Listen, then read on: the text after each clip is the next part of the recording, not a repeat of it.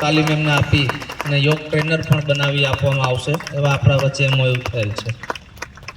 નિયામક કચેરી જે અમારી હેડ ઓફિસ હોય છે, ડાયરેક્ટરેટ ઓફ સૈનિક વેલફેર ગાંધીનગરમાં બેસે છે, એમનો પ્રતિનિધિ અશોકસિંહ ઝાલા આપણી વચ્ચે ઉપસ્થિત છે, તો એમનું સન્માન પુષ્પગુચ્છ આપીને રેખાબેન કરશે.